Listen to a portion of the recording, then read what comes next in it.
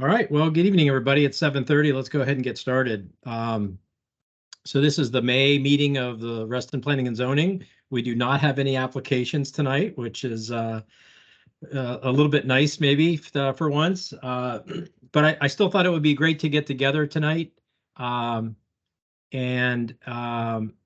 just to talk over a few things. And we might have a special guest joining us tonight.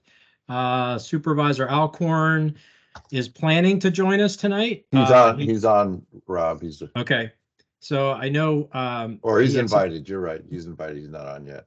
Yeah. So he had some other events happening, but he was hoping to pop on, and so we'll see if that occurs. But I think the first thing we want to do is at least go back and approve the meeting minutes for the last meeting. Angelica did a terrific job at capturing the essence of the meetings, and Angelica, we really appreciate your efforts in doing that. Thank you. Yes, Lynn. I would like to move that we approve the minutes from the last meeting. All right. Do I hear a second? I think that was a second by Sue. Any discussion? All in favor, either raise your hand, say aye, either Aye. one. Aye. That's good. Aye. Any opposed? All right, meeting minutes passed. Very good. Thankfully, you don't have a treasurer's report. Yes. Although that we might need that in the future.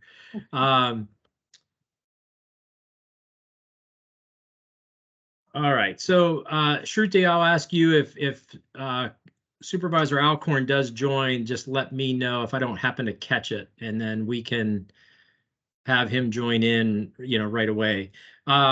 So just to tee this up a little bit, so we've heard from a number of the members from the committee, some of the different concerns that we all have raised as a committee. And I thought it would be good for us to talk through some of the issues tonight. And full disclosure, Mike Jennings and I met with Supervisor Alcorn and Commissioner Carter on Friday to kind of get a pulse from them over some of these issues. One of them being the whole Reston Association membership topic, and just to try to get a sense of, where they, where their views are, and there is a bit of a legal matter there to try to overcome. And so it's always been a kind of a delicate topic to try to force any applicants for further consideration of the Reston Association. So I think it'd be healthy to talk about that a little bit tonight. The other topic was just the notion of the county staff report and having that available to us as we are reviewing and eventually trying to vote on applications. And we just kind of talked through that as well with the supervisor and Commissioner Carter to, again, get a better sense from them as to the expectation from this committee, with often the understanding that we're not privy and that don't always have that information available to us. The one thing I appreciated, Supervisor Alcorn brought up the fact that, the county, Fairfax County went to this, what they call the plus system, and there's a lot more information available online to us. I think we're all still trying to, those of us who have tried it, still trying to navigate that system, and it's not always still as easy as it might sound, but their goal is to provide information, provide a portal to allow information to be seen and obtained for those who are looking for that.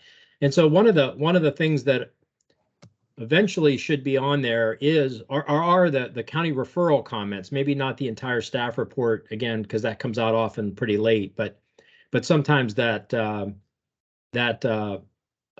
of the referral comments from some of the agencies are made available. So with that, so that was some of the general discussion that we had, and I see Commissioner Alcorn or Supervisor Alcorn has joined us. If he wants to just jump in, I'd be happy to take your comments. Well, Rob, thank you, and good job. Thank you. I heard the last couple minutes. Did a good job summarizing what we had talked about in terms of some of the staff analysis. But can I first just say thank you to everybody that is on P&Z, that volunteers of your time to basically review these land use applications and provide good recommendations. You're a really, really critical part of the process. And I do very much appreciate what you do. And I do want to just say from the get-go, when Rob and I spoke, we did have a little bit of a discussion about where there could be improvements in the process, and certainly wherever I can do what I can to get things on the county side in a position so that you can make recommendations that are either more fully informed or whatever. Happy to work with you on that. So, so Rob, I guess I'll just, I'm happy to drone on and on here about how important you are and some of the challenges we have on the land use side, but really be interested in sort of some of the issues that you and P&Z members are facing, and be happy to talk through and make this a dialogue. Great. I see Tammy has her hand up. Tammy, go ahead. Thank you. You all said you all had a meeting on Friday and discussed RA and contributions or membership. What were the details of that?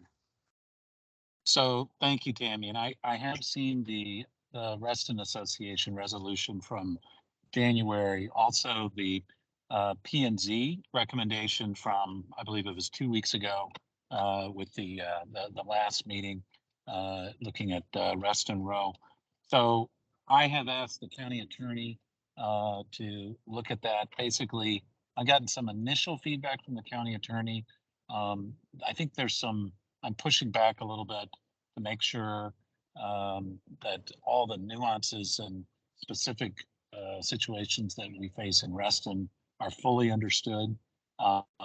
So what I'm trying to do is frankly see truly what our limits are, at least from the county attorney's perspective, and then bring that back to RA, I guess, is the most logical place for additional discussion at that point. Yeah, I just would like to comment that that's $1.5 billion project, and they don't want to give anything, which is not acceptable as far as I'm concerned.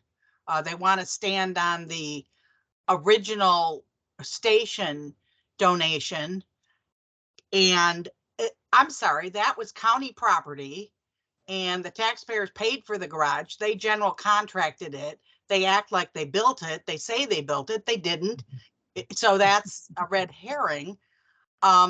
So just so that you understand that, and I think you do, I'm not inferring that you don't, but we would really like some support there. And by the way, I'm not too keen on this county attorney. We used his language in the Reston comp plan, and then we got kicked in the teeth for using that language with the staff. Yeah. So I don't know which county attorney you're dealing with, but I'm a little bit annoyed with county attorneys right now. Thank you. Thank you, Tammy. Yeah, thanks, Tammy. A little bit of background here, just for those who, because we have some new members. The reason that we're often in this pickle about the Reston Association membership is that there's a big chunk of land, and it's primarily the transit station areas, what was along the toll road that used to be referred to as the RCIG area. And basically that had its own different set of covenants and different set of even architectural review back at its day. But in order to change the covenants and allow mixed use, which the previous covenants didn't allow mixed use along the toll road, there was the owners of that land voted, and they basically had to get rid of the covenants that they were under. And unfortunately, from a legal standpoint, they didn't replace those with anything different, or let's say a modern day of covenants like we see with Reston Association. So we're in in this situation where parts of Reston have covenants that require residential, ownership and participation in RA, and or landowners that have to go before the design review board for architectural review. But we have this gap, and it's a pretty large gap for these other areas of Reston. So the issue is Reston Association is a homeowners association. Basically, it's not a corporate, it's not a town, it's not a city.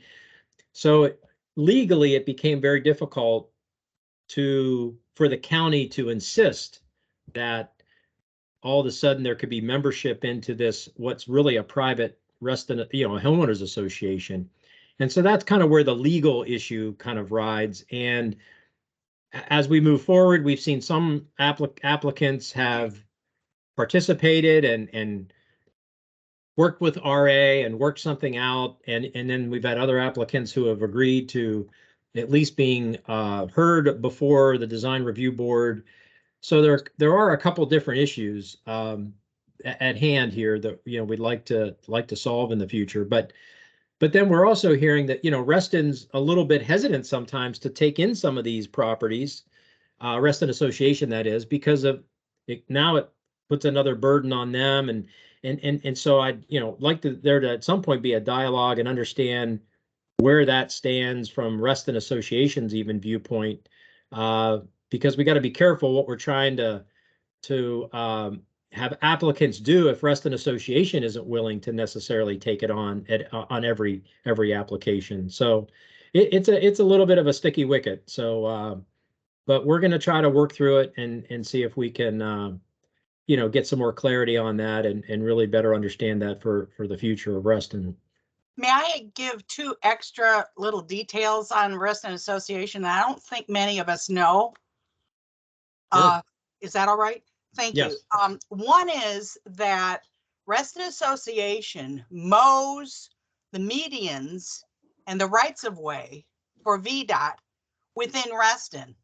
That contract doesn't even begin to cover the costs that RA incurs in providing that service. The reason they do it is if they don't do it, Reston looks terrible. And this is one of the outstanding services the Reston Association does for the entire community, One Reston. So the corridor people who don't want to give a cent have that advantage. The second one is that RA has generously offered to provide architectural review for any corridor, and that's for the new people. Corridor is the same as the RCIG along the Reston Tollway corridor. They provide architectural review if the applicant chooses to have them review. And those people on that DRB are volunteers just like us. They don't get paid a cent. So there's an administrative fee that the applicant would pay for, the actual process of the DRB members receiving the plans and setting up schedules and making the arrangements, but it does not pay the volunteers a cent. And volunteers on the DRB aren't paid a cent anyway. So those are 2 details I think we have to be cognizant of. And that's why I'm so adamant, plus the use of our pathways, our amenities, and by our, I mean RA, if you're a member of RA, most of us are, that we would like some shared responsibility for. And just to say, hey, we're not going to give you a cent, that's not acceptable. So thank you. Rob, can I make one other point? Hey Dick, let me let Lynn weigh in here before you go. She had her hand up here. Go ahead, Lynn. You're on mute. You're on mute, Lynn. Sorry. I was just saying thank you so much for the courtesy. I really appreciate it. I was just is a group from RPZ that is going to be evaluating and working with RA to come up with a solution. I would be more than willing to serve on that task force or committee. Okay. Thank Richard Kennedy. I appreciate all the points that have been made, particularly by Tammy, but the issue is it's a legal issue. And it's not a matter of what we think is right and good and all that, but it's a question that we don't want to mislead. We can certainly try to urge some cooperation. In fact, I think in the last um, uh, meeting that we asked them to contribute some money in general, and that the arguments that Tammy made would certainly go to that point. But the issue is the lack of authority, and I don't, from what I've heard from the attorneys before on this, and I think Rob described it very clearly, that we don't have, and I don't think the county has the authority to require it. Now, it can probably get it, but I'm not sure that how that would play out. So I want to make that point. It's not whether this would be a good idea. It's a matter whether it's going to be a legal idea. Thank you. Thanks, Dick. Yeah, anybody else want to weigh in? Mr. Penniman. Yeah, I mean, this is an issue that's been around for a long time. In the past, I urged developers to join RA because I think it's in the interest of their residents to join RA. But as Dick said, and as we've been told on two task forces, we don't have legal authority. The county doesn't have the legal authority to require it. We have not required it of anybody else. We don't require it at town center, and yet town center is as likely to have people walking on our paths as anybody else. I don't know how we could require it. And threatening to withhold approval by the P&Z because a developer doesn't contribute money, doesn't contribute enough money, doesn't join, seems to me will undermine the credibility of the P&Z. If the county can't require it and we can't require it, threatening to withhold approval is an abuse of our very limited advisory power. So we can encourage it, but there's no way we can require it. Thanks, Bill. Katie. Hi, good evening. Hey, I was actually gonna almost say exactly the opposite of what Bill just said, that I'd be curious to see what the attorneys say, but I almost think there should be, and not even should, but I would think that legally there has to be somewhere a requirement because they are, like Tammy said, they are going to be using the paths. They're right across the street from all the paths that run along here on the southern side of Reston. And I know some of the TSA, they'll say, oh, but they're building their own, green spaces and stuff, but we've all seen how small those are. They're not even big enough to put, the dog parks, the one right there near the Metro, right there on Sunrise Valley is a tiny little spot. So I would like to see if Walter or the county attorneys, how they can sort of really force their hand on this. Well, yeah, this is the crux of it legally. I mean, and I think as everybody knows, in Fairfax County in Virginia, we have conditional zoning. And so much of this is a poker game, and it ends up working within the boundaries of various Supreme Court decisions. But it is a matter of, I guess, exploring whatever the priorities of the community are, exploring those, and seeing what we can get developers to do in exchange for approval. I mean, that's in a nutshell what it is, but it does have some legal limits, but I definitely am sympathetic to the concern that there are, if you will, free riders in some parts of Reston that are not contributing. I think one of the things that is helpful, Tammy, you mentioned the mowing of the medians and use of the trails. In my own head, I'm sort of cataloging, where there are those issues, and ultimately, I think a lot of this comes down to a financial fairness issue of where there can be a good argument made of fairness.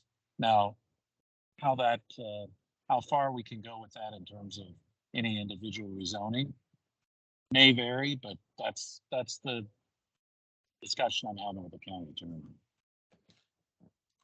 All right, let me go to Mike Jennings. Thanks, Rob. I agree with all sides of this discussion. It's like Rob said, it's a sticky wicket. But one of the things that really struck me when we were meeting with Supervisor Alcorn and Commissioner Carter was this fact that I'd never heard, that sometimes when we encourage an applicant to negotiate with RA says, sorry, we don't want, we'd rather you didn't even join RA because it would encumber them with some responsibilities they're not ready for. So that's another thing to think of, is if we put, like we did on the last application, that they must either contribute or join RA. Well, if that's not what RA wants, they don't want the quid pro quo, then, that's kind of, it doesn't help anybody. So we just need to bear that in mind, when we're making amendments or recommendations, whatever the legal opinion is. I could certainly see pointing towards, let's at least have a negotiation with Reston Association, let those two parties figure out what's fair, whether it's a minimal amount to cover walking on paths or mowing lawns or whatever, mowing medians and whatever. So just something to bear in mind, because that was a surprise to me. Yeah, thanks, Mike. Tammy, did you have another comment?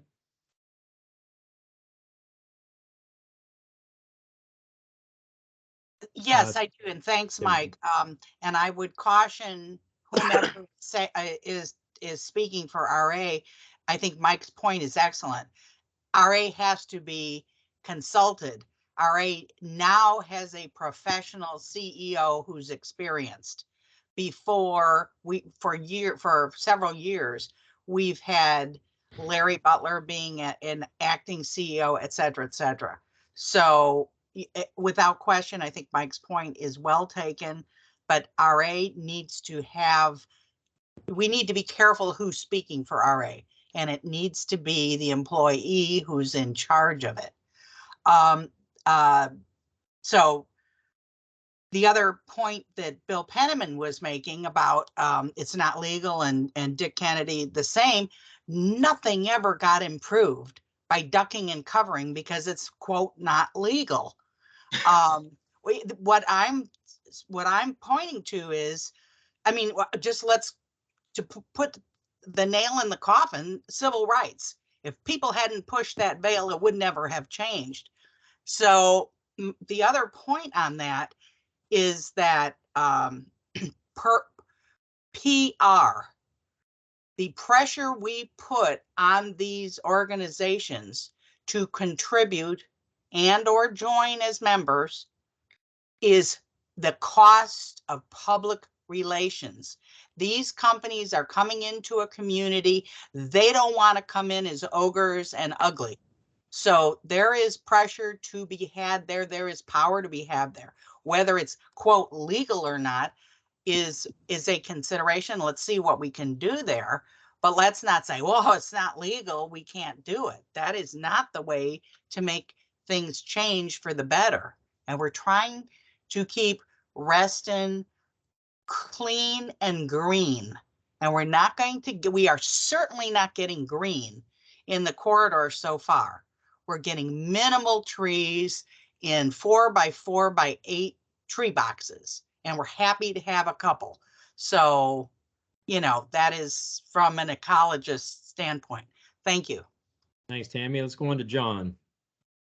Hi, thank you, Rob. I really appreciate what the leadership you're taking here, Supervisor Alcorn. And, there's a lot of challenges here, clearly. And it seems to me that there's got to be a way to sort of solve for X, right? Like we have some challenges, we have some infrastructure we need to figure out how to continue to pay for and maintenance, and that's part of it. But one of the things, so there's like an RA side and a resident side, but then there's also a county side. There's also the developer side, and how can we create something that's legal, predictable? It's sort of part of the process, right? Like when you look at the proffers for the schools and the roads, there's an equation that everyone knows they need to follow, and it is useful for everyone, and it removes those from the debate, and so that's a good thing. And I think everyone would appreciate if we can figure out the right equation that solves for the challenges we face in Reston, and also helps the developers understand a predictable way forward. And same for the county, quite frankly. I'm sure the county finds this process a little stressful also, and trying to navigate who's paying for what, right? There's some parts of the road system that we're not quite sure who's paying for, VDOT or RA or Fairfax County, and be great to figure all that out. And so thank you for your leadership in that. All right, David and Sue. Yeah, two things. First of all, the only project that I am aware that Reston Association has pushed them off, wasn't willing, is that American Dream Way place, where I guess the number of residents isn't going to compensate RA for the work they would have to do. I could be wrong, and there may be others, but so just a minor point. Secondly, I'm wondering if it's not possible to, from legal standpoint, not possible to require membership in the TSA area, membership in RA. I'm wondering if there is a scale that could be developed by the county for contribution amounts to RA if the residents and the buildings are not going to be part of RA's responsibility. And if there is already a scale, it seems to me that scale is inadequate, and or maybe it's strictly a negotiated amount. And is there some way that the county can change that to make it if you have a X $1 million project, this is what you owe? Let me just jump in. It's a good question. Sorry to interrupt. It just reminds me a little bit of several years ago, when I was on the County Planning Commission. We changed what were called residential density criteria, which is a countywide part of the comprehensive plan. It was, and we changed that to the residential development criteria. And as part of that formula that you see in all the rezoning applications with the schools, and the number of students, generated by different types of residential development, and the cost per student, that's where that came from. So it was actually a formula, and it was developed, frankly, with the blueprint of what Chesterfield County had done a few years before and gotten through the Virginia Supreme Court. So again, this is part of the discussion, I think, on the legal side, but I really appreciate the specific suggestion. You're welcome. All right. Commissioner Carter. Did you? Oh, hold on. Was there anything else? Sue, did, Okay. No, my Okay, thoughts sorry have to been interrupt. covered. Okay. all right, Commissioner Carter?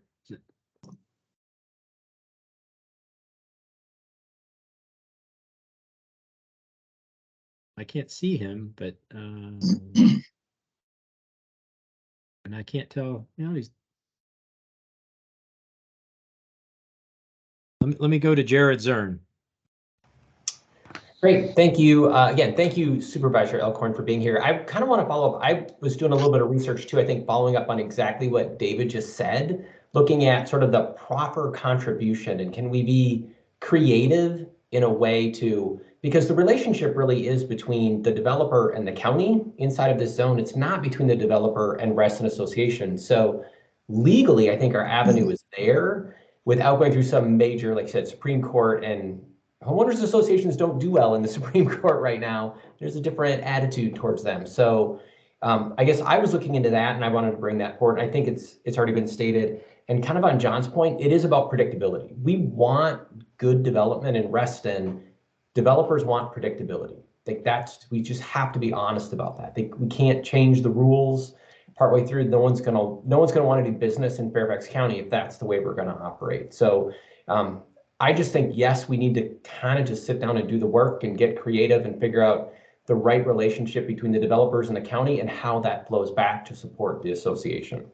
I will say, I think we also have to be honest about there's different types of proposals being made in front of us, even the versus, if you're an apartment or if you're a single family home, if you own the property. And right now, in the couple of meetings I've been, I'm one of the new members, we haven't really talked about the delineation between those two, but I think there's a big difference between somebody who might be renting a 1-bedroom apartment versus somebody who's purchasing one of those 2-over-2s or the 2-1-2 that we saw in the last development.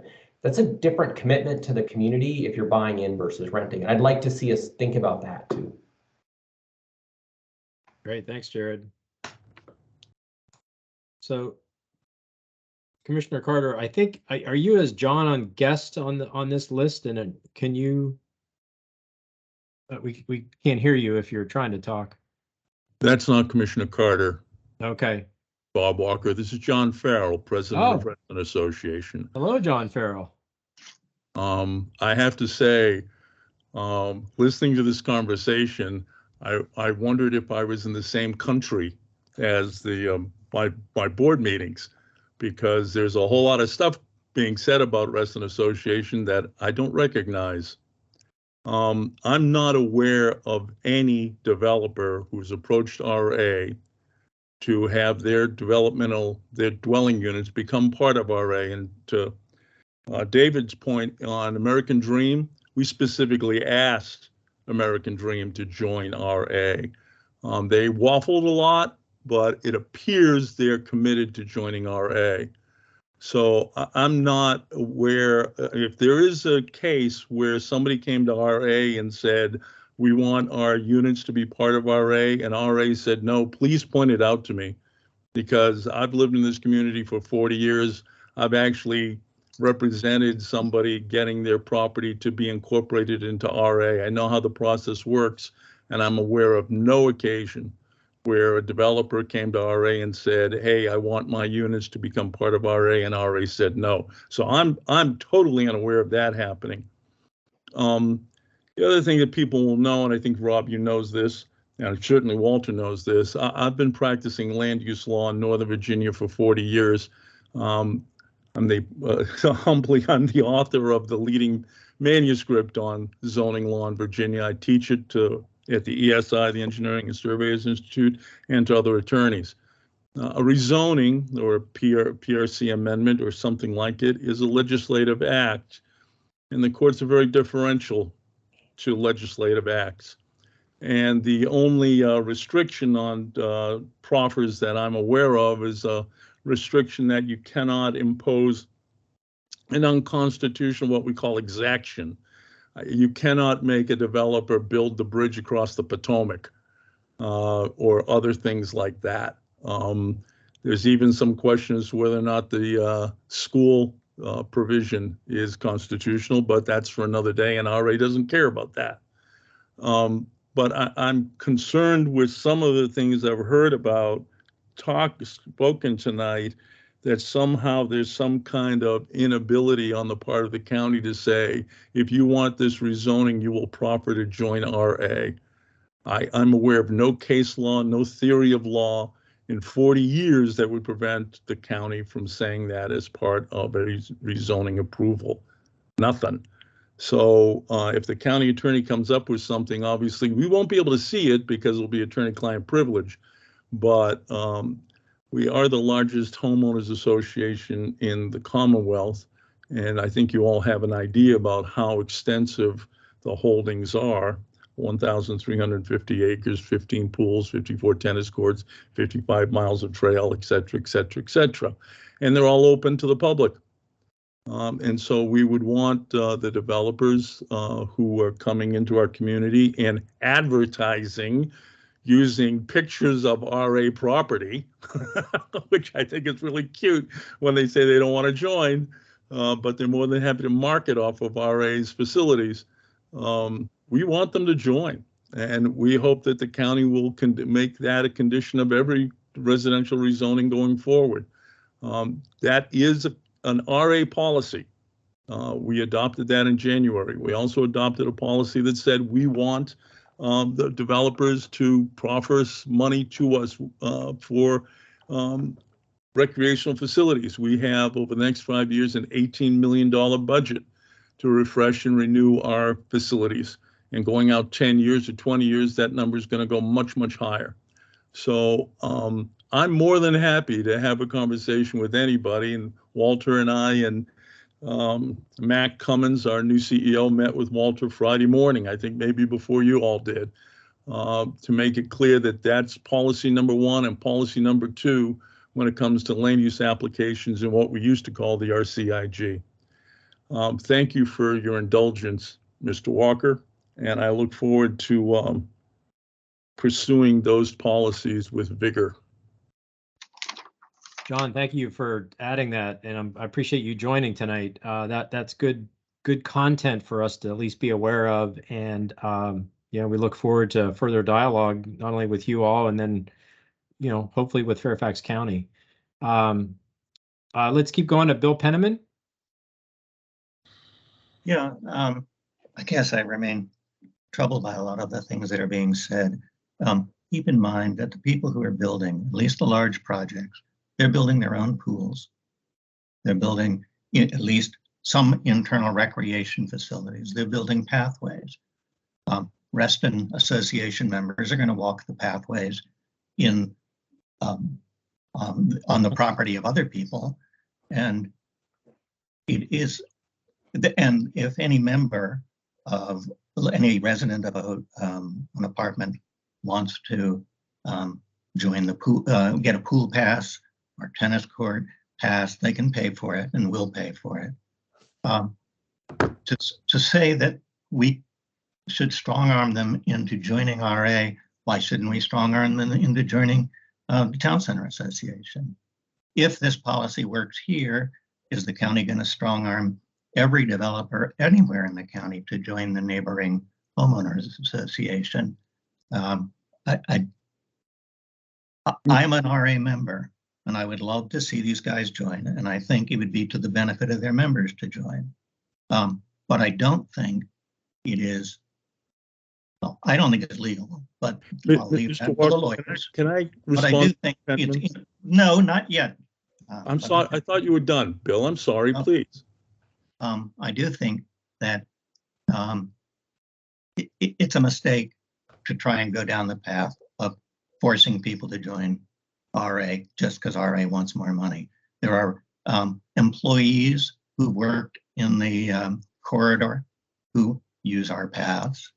Some, I don't know, may join for the swimming pools or tennis courts, but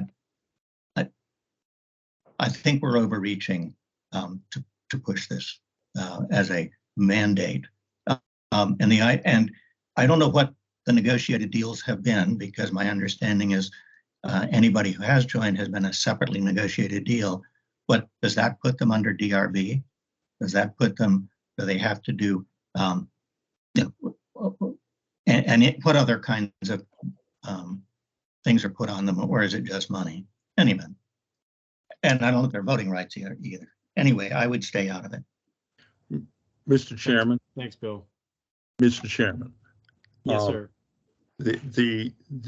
When they become a member of RA, they become a full-fledged member of RA. Typically, The development has already been approved, so DRB doesn't have a big role.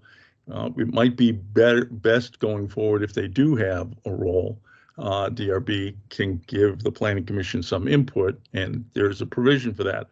But to answer the first question is, the comprehensive plan already says, current comprehensive plan already says, they either join RTC or they join RA. Their zoning ordinance already provides that they have an obligation to spend, I think the current figure is $1,900 per unit on recreation facilities. And they can either spend it for their own facilities, and this is the existing zoning law, or they can make the contribution to an adjacent homeowners association. It already says that. So the ability of the county to require the contribution is already in place under the zoning law on the one hand, and under the comprehensive plan on the other. So Mr. Penniman and others may be skeptical of that, but that power already exists. And to say that it doesn't is to say something doesn't exist. Now, maybe people don't like that result. That's fine. They can change the rules. But the current rules are, if you develop in what used to be called the RCIG, you either join Town Center, in which case your project will be controlled by Boston Properties because they control Town Center Associates, or you join RA. Those are your two choices if you're in the what was the RCIG. I just needed to clarify that because we can spend a whole lot of time going down rabbit holes with misinformation, and I'd prefer to be dealing with accurate information.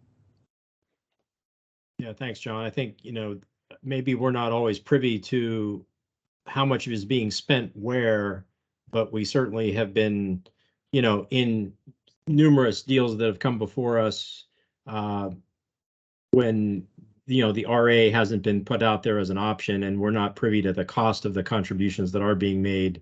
Now we're relying on the county to be looking at that from a staff standpoint, but we have been told in the past where if it like an apartment developer comes in with their own pools and some of their own amenities, that RA was willing to, I'll say negotiate something different than maybe the rest of us pay in Reston, which I don't have a problem with if there's a different scale, if there's a different way to approach those that are bringing in some of their own contributions and amenities. But it'd just be nice to eventually figure out what all that is. Yeah, there was only one project where I'm aware that happened, and that was the Clementi project, BLVD, where there was a negotiation relative to BLVD being rental, and ultimately, if it went to become condo, some different arrangement was going to be made. That's the only one I'm aware of. Walter, I don't know if you're aware of any other one.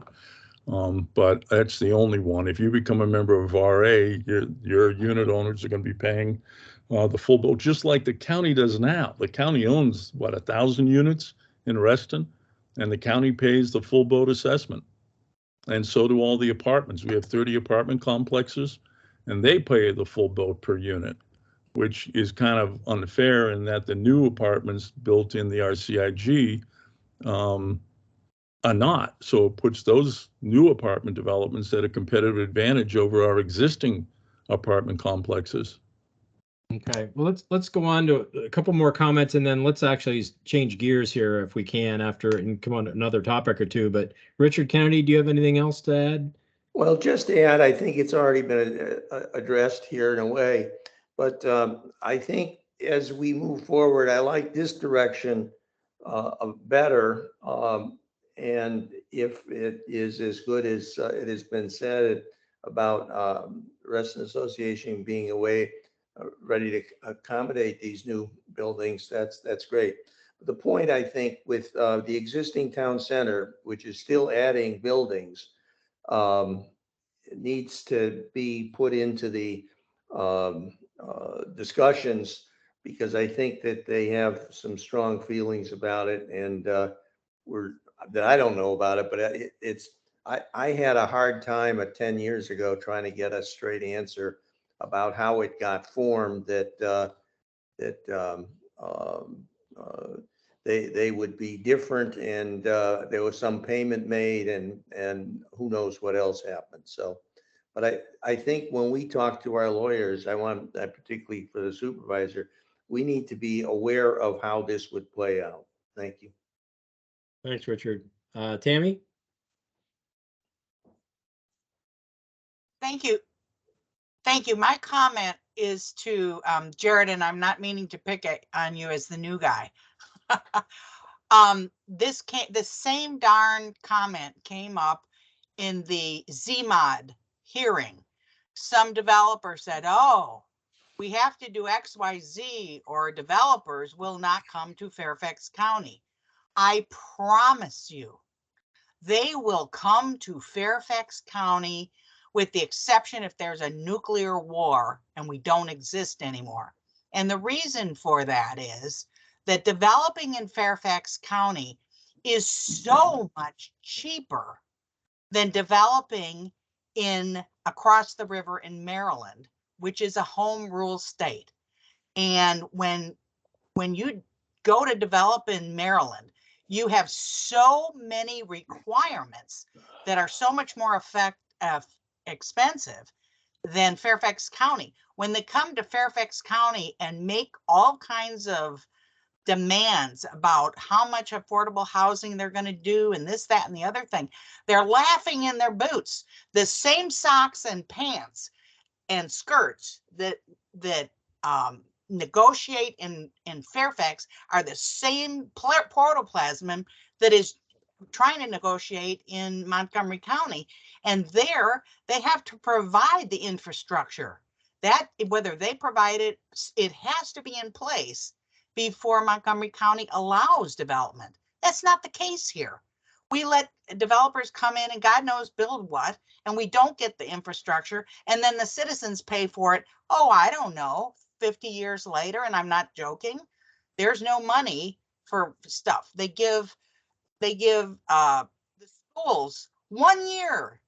Last I checked, kids go to school for 12 years, and it's a rotating crop.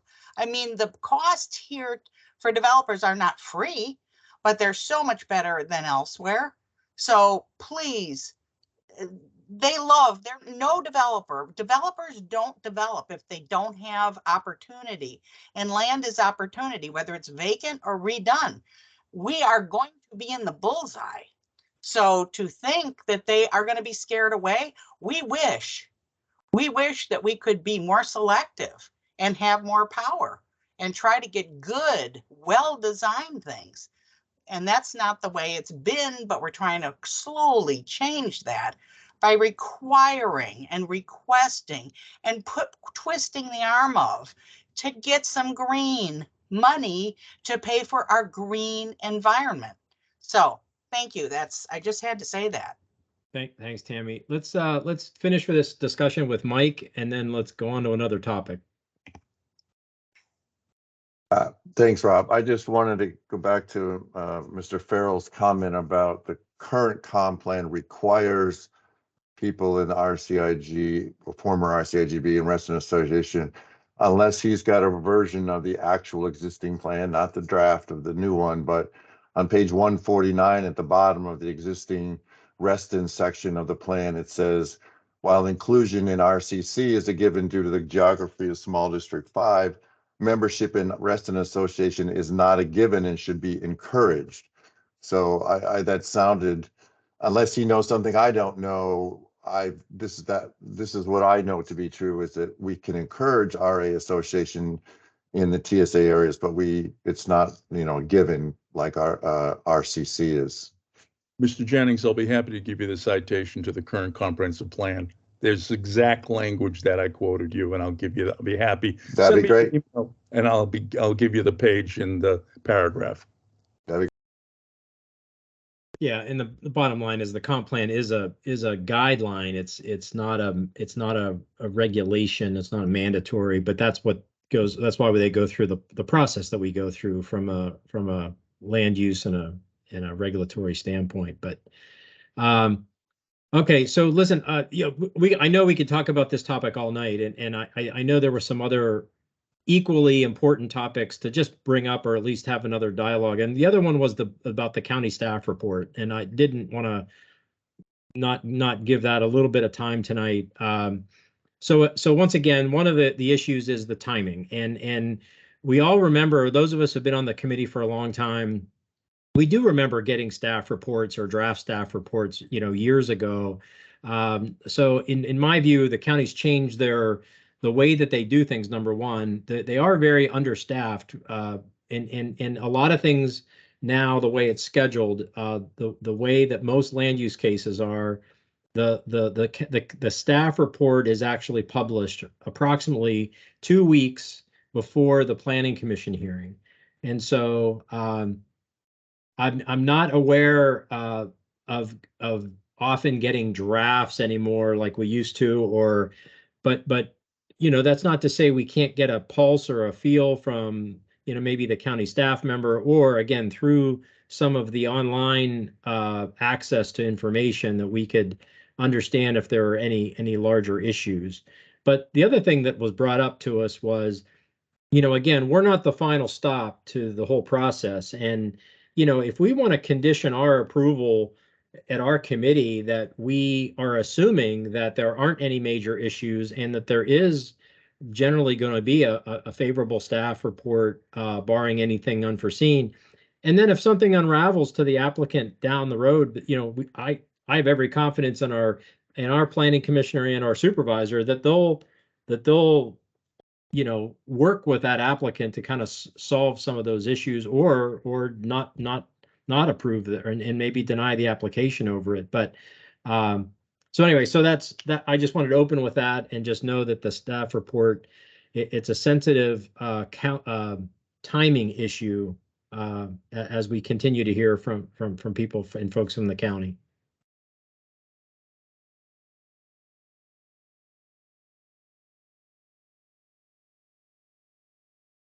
So if there's no comments on that, is there any other item that needs to be, Sue?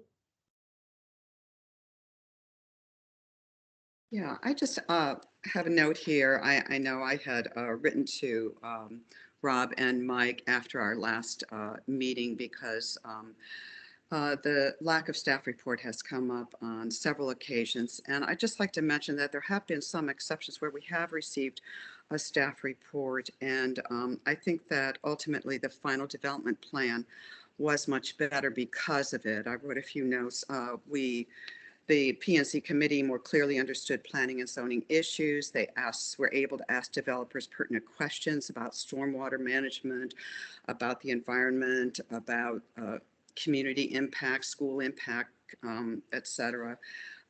We were able to respectfully reflect on project details, and we were offered solutions and recommendations. And it also brought adjacent neighborhoods and the community into the process more, and made them aware of issues that perhaps the developers would not have otherwise raised. So I just feel strongly that we should have the information about any unresolved issues, because often it is filtered through the developer's presentation.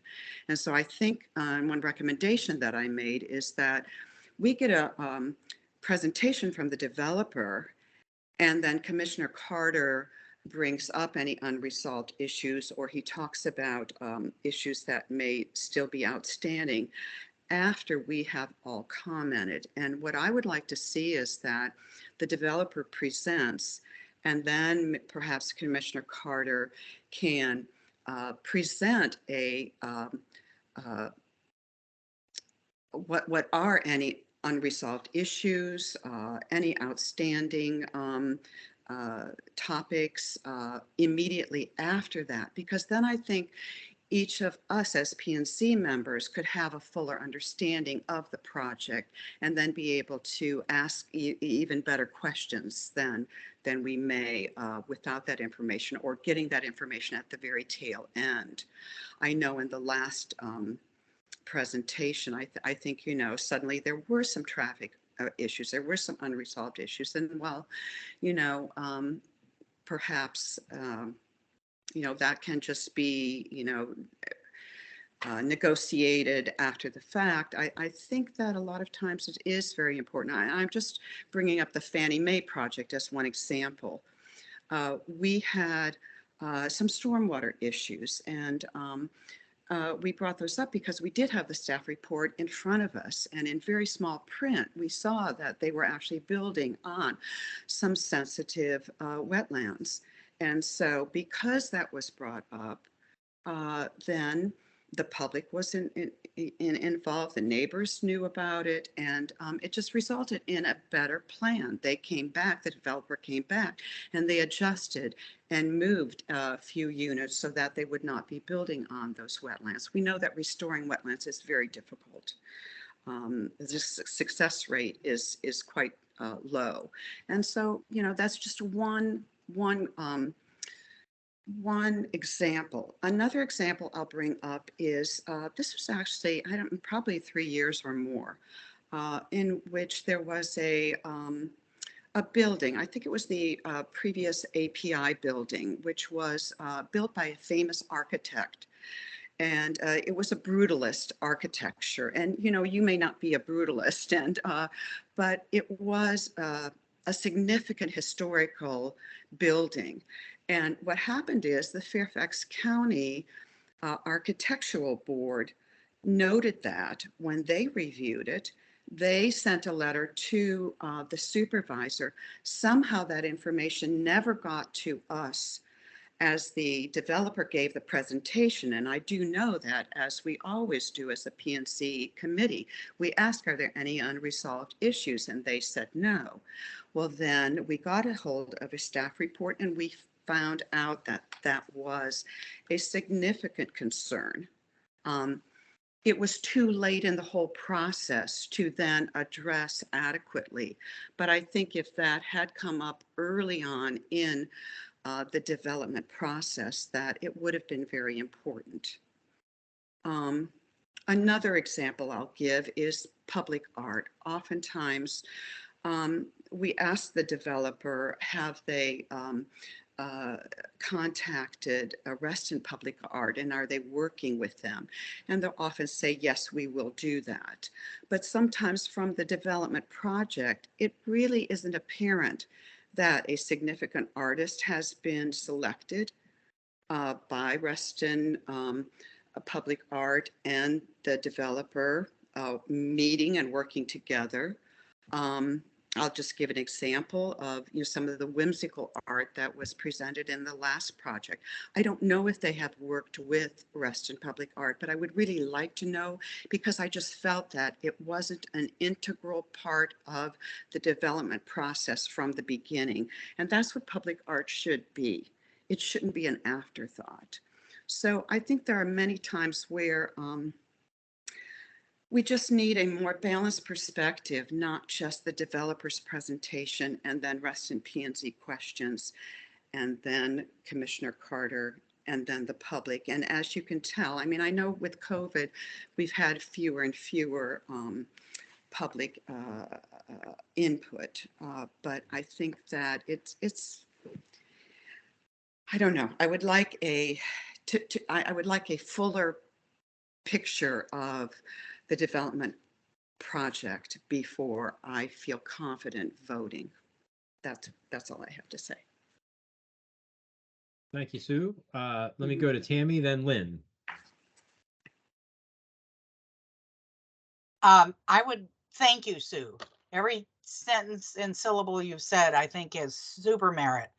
And for a while there, we were getting the staff reports. So you're exactly accurate. When we have the staff reports, we're much better informed. The other thing I will say is, when we get presentations, and I've known this since I was on the committee, and as I watched it for years before I was a member of the committee, the developer only tells you what he or she wants you to know. What you want to look for is what he's not telling you. And it takes a lot of experience as you sit and hear these things to understand what is it we're not hearing. Sue's public art thing is terrific, you know, is one point, but I don't think it's certainly not the only part that we're not hearing. The sizes of the plants, when will they look like anything? The sizes of the open space, will they be green or will they be impervious, or will they be solid stone or whatever? These are all important things. So I think and the other point is, yeah, this scheduling. How many times, and we don't have John Carter here to tell us, but how many times are we told, oh, this is the date we're going before the planning commission? Oh, and then that gets bumped. And in the meantime, we've been denied the staff report. And, again, what is the super duper rush? Get your plans to us early enough that the staff report has been done. I really would like to have the staff report too. Thank you. Thanks, Tammy. Lynn? Yeah, thank you so much. Sue, I am so impressed with your presentation this evening and your insights into what's going on. I, as a new member of Reston P&Z, and I'm so proud to be a part of this committee, but I really do see that there is a corollary between what has happened in the healthcare community, where the decision-making has moved from the physician to the insurance company. The decision-making in Reston has moved from the architect to the developer. And I think that it is to the detriment of Reston's design guidelines, whereas the architect is more in tune with what is going on in the relation from the building to nature, where the developer is only interested in the money. And that's just my perspective. But I do think that Sue and Tammy both bring interesting observations to the discussion this evening. And I too agree that it is imperative that we have the staff report before P&Z makes a decision. And like Sue, I was integrally involved with the Fannie Mae application. I saw all of the work that Commissioner Carter did to bring that project to fruition that was acceptable to not only the neighboring communities, but to the environment and to the RPA and the EQC that is on that site. So Sue and Tammy, thank you. I agree with you all. And that's all I have to say. Thanks, Lynn. Rebecca?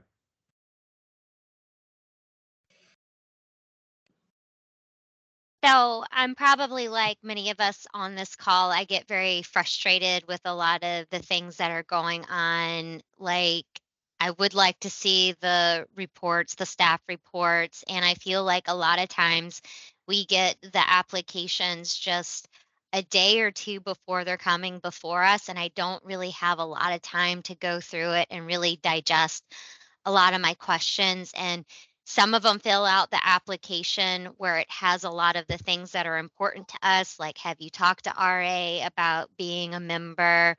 Like, what about public art? I feel like a lot of times they're like, no, but we'll get to it. Or there's like the assisted living, affordable housing, and the tree coverage.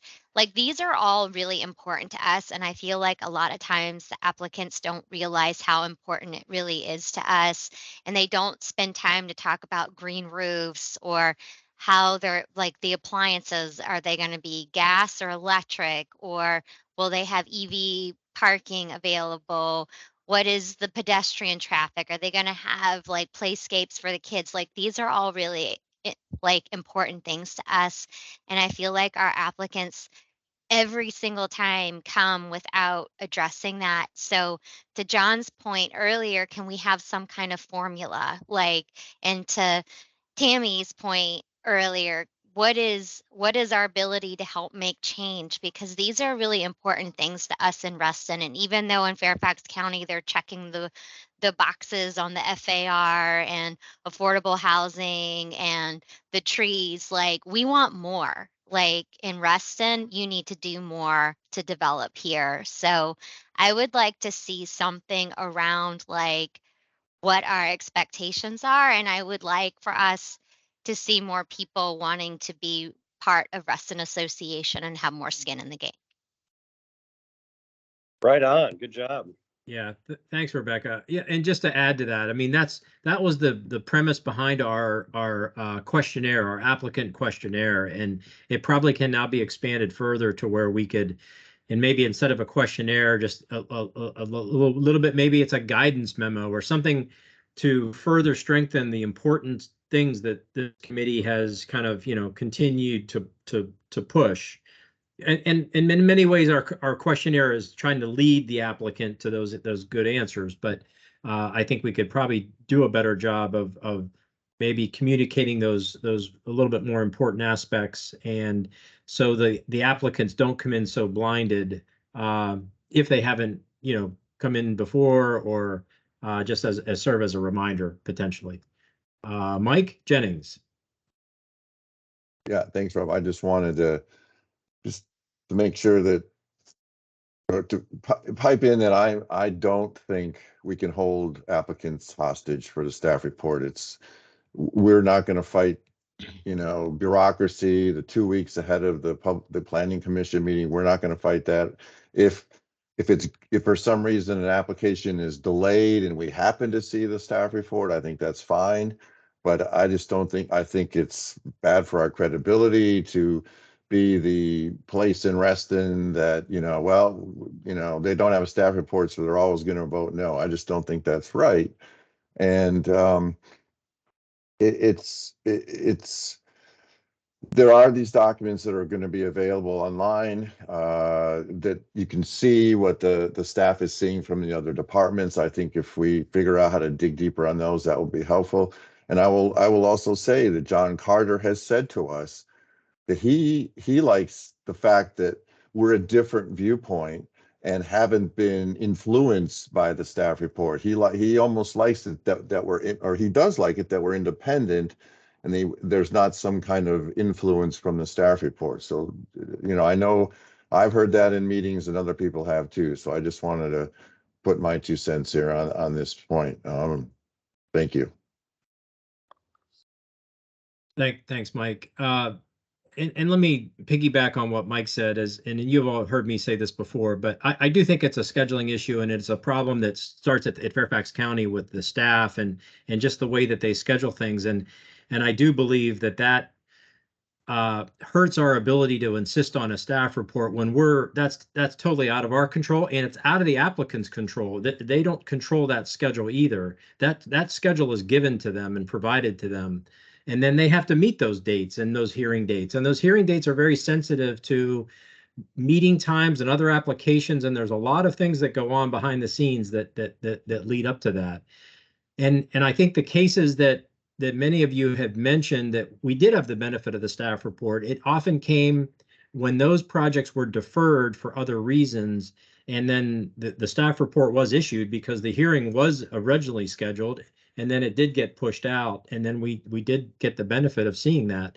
But I'm like Mike. I feel I'm looking out for Reston specific issues. I feel the county looks at some of the county specific issues. They're not always looking at for some of those strong points that we're trying to look at each application from a Reston point of view. And so I like our independent view. And I know Commissioner Carter has said time and time again that, if there are continued to be outstanding issues that would surface at the 11th hour or after the plan would come before us, he would continue to be an advocate and continue look. And he comes to our meetings, he listens, and he knows the pulse of this group and the community. And I think we're very fortunate that he does that. And I feel that he has supported us on applications when we, couldn't get certain things out of an applicant with our doing, that he had done it afterward. So for what that's worth.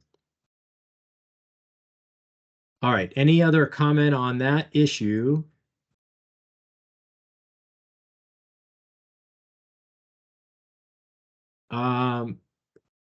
Tammy? Quickly, John Carter frequently does not get the plans. I've been working with him on the resident comp plan, and have said, hey, are you ready? And he goes, I haven't gotten any plans. So could we add him to our required plan list?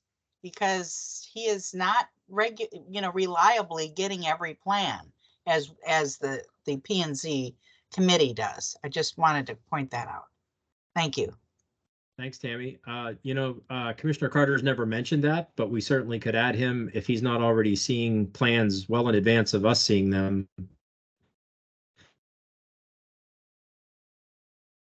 Get the same pile of information that we get, but he hasn't yet requested that, but I can talk to him and see. Thanks. Yep, thank you. Things I was hoping to maybe provide an update on tonight was a website update, and Michelle and I just haven't had a chance to get together. I know Michelle's on the line tonight. I don't know if she has any further thoughts about it, but we're going to try to get together offline and figure out what it is that would meet our needs, and then how we can fund that and get something supported, because it's kind of becoming a little bit desperate for us as a committee to have a workable website, which we do not have at the present moment right now. So we're going to have to get onto that. All right, it's 8:41. Are there other topics we should be talking about that?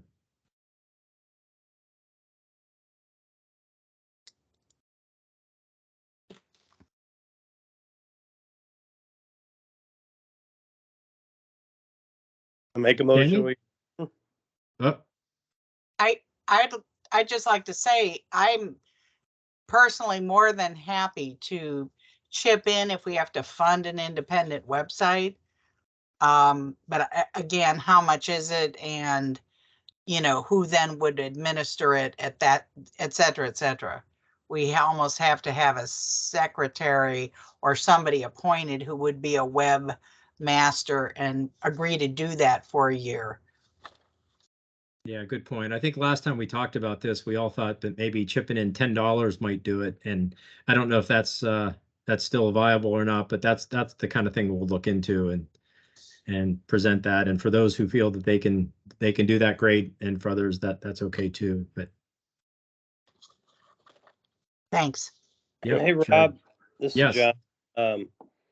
To Tammy's point and your point, not to get into a big debate here, but we are providing a service for the community and for the county. And it seems to me that there's got to be a way to fund whatever things that we need. I mean, I'm sure there's a way. And so maybe we should explore that. Because chipping in $10 a piece or whatever the funds just doesn't seem like the right avenue. Well, thanks, John. We did explore that with Fairfax County, and we were told that they don't have funding for the associations like ours. So, Richard Kennedy.